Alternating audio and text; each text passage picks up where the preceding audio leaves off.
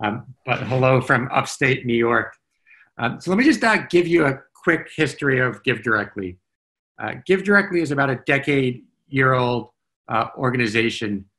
I started it coming out of a PhD in economics. And the time that I was doing my PhD was an interesting time in the field of economics, because it was the first time that we had really asked for development economics, which is the study of poverty alleviation, what works and what doesn't work, and applying rigorous evaluation methods to that question. People brought A/B tests to economics, to development economics. And what we learned is that a lot of what we thought was working well wasn't working as well as we had hoped. And the most basic of interventions, simply giving people cash, actually worked surprisingly well. And that's what really started the GiveDirectly journey. In those early years, my co-founders and I got on a plane and literally walked around refugee camps in Kenya and handed out money, because that was the way we did it. And then the vision was to make that a lot easier, because we assumed that at some point other people would want to give out money directly to other folks and wouldn't necessarily want to take the long flight to Kenya. And for those of you thinking, well, that's not so bad, there's a direct flight now from New York to Nairobi. There wasn't always a direct flight from New York to Nairobi, so it was a challenge back then.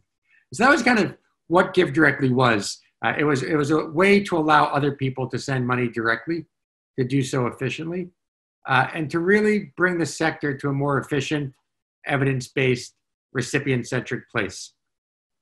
But rather than talk too much about the GiveDirectly history, I almost wanted to go back to the philosophy of philanthropy.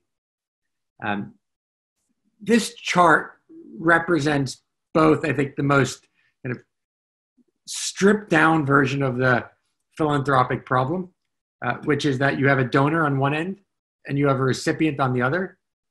And the question is simply, what should I, the donor, do for the recipient? Should I send canned food? Should I send books and uniforms?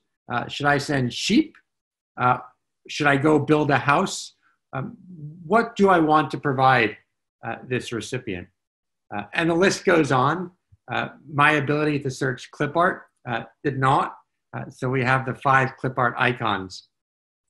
But that's the classic question. And just to make this real, these are 4 GiveDirectly recipients. They live in a village. They live next door to each other in a village. And from most perspectives, they are quite similar in where they are in life. Jacqueline, Joyce, and Lillian are all in their kind of late 20s, early 30s. They live on the US equivalent of about $1 a day. So just take a second and think about what $1 a day looks like. 40% of the women in this area will report some form of physical abuse. And about 5% have HIV. So for a standard kind of philanthropist problem, you say, well, what do these women need? What is the solution we're going to provide to that village? Now, before we decide what people need, I think there's just an important question to ask, which is who should actually decide and make that choice? Historically, the answer has been clear. It's been the donor. But you wonder, what if the recipient actually got to make that choice for themselves? Now, if you look at the history, the answer has been clear on who gets to choose. So traditionally, less than 1% of aid gets given as cash in the US, and less than 2% in the UK. So historically, we as a sector, we as philanthropists have made that answer to the question very clear. We will choose on behalf of other people. We will not allow them to choose. Now, as it turns out, there are a bunch of challenges with that. The first is how the sector evolves. So you wind up with a relatively complicated structure where a donor gives to an international organization, who gives to a global NGO, who gives to the subsidiary, who gives to a local partner, and then ultimately something winds up in the hands of recipients. Now, as you move from the donor to the recipient in this chart, 2 things happen. One is the money disappears. So at each stage, some money is taken in cost, so you get less and less money. And then perhaps as importantly is you get less and less choice. So the donor is making the choice, not the recipient. By the time the recipient receives their soap or their canned goods or whatever it is, that choice has been largely made. Now, this can result in things like this.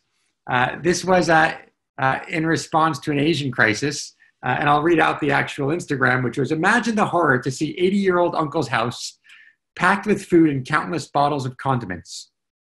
All of these were donated to him, but the problem is uncle doesn't cook.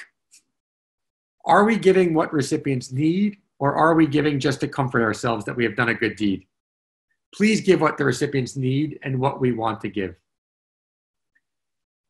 And that's how you come to cash. It's giving the recipient the choice to make the decision themselves. And I've been saying a lot that the thing that makes this COVID crisis so unique is that it's universal. It's not a hurricane in Houston or a hurricane in Puerto Rico. It's not poverty in Uganda or Ebola in Liberia. This is a crisis that is touching every person's life at both kind of a health perspective, but also a financial perspective. We all know people that are impacted more greatly than we are financially, and we see it around us. And I think what that has forced many people to think about is the age-old question of how would I like to be treated? It's the golden rule. Do unto others as you would like done unto you. And I think what many of us realize when we reflect is that we don't want pantries full of soy sauce or canned goods. We want money to choose what we need, to choose to buy what we need and to make those individual decisions. And you see it, we've responded to hurricanes in the US, and you see neighbors, and one person will choose to replace their car because they can't drive to work anymore. Another person will choose to fix their home, and another person will choose to buy kind of at-home learning equipment for their kids so they can be schooled during the crisis. So the model that we've been doing is direct giving. In the US crisis, about 95% of what's donated winds up in the hands of recipients. Cash has been researched more than any other intervention. This slide is complicated. It points to all the countries that cash has been studied. There are now about 200 studies on cash that show that recipients use the money well. But I think it's worth asking, why has cash been evaluated so much more than other interventions? And I think the answer is just we're all skeptical that other people won't waste the money, that they won't spend it on booze or drugs or stop working, which just isn't the case. So we keep testing it time again and time again, and we keep finding the same thing, which is that people don't waste the money. I'll just close up very quickly to go back to the Joyce and Jacqueline. So these are two neighbors that looked to be in very similar circumstances. And we gave them money. And when you look at what they did with the money, it was remarkably different. Joyce turns out to be actually have been trained in haircutting in a salon. There's a typo. She said saloon. It was not a saloon that she started. It was a salon. But she used the money to start her salon and to buy the supplies to start her salon. And then also to support her husband in paying our children's fees. And then you get just what I find to be a really deeply human but emotional piece, which is what she said. Other fellow married women mock me that I am a burden to my husband. Yet I always believed I should just do the salon job that I trained in. So that reminds me of the old adage, give a man a fish, feed him for a day, teach him to fish, feed him for a lifetime. And I think there are some problems with that adage, which is it assumes that people have fishing rods and have the capital to actually buy a fishing rod. And it also assumes that we're particularly good at teaching people to fish, which is often not the case. So Jacqueline was a neighbor. She did not start a saloon or salon.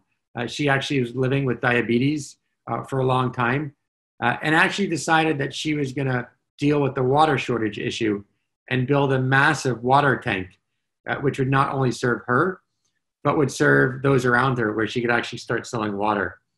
And then also started building out her little poultry farm. So there you have two neighbors that just use money for very, very different reasons. And that is a consistent story we see everywhere we work, from Puerto Rico, Houston, to the COVID response, and Africa. I'll just make one point, which is an obvious point, but bears saying, which is that people are entrepreneurial.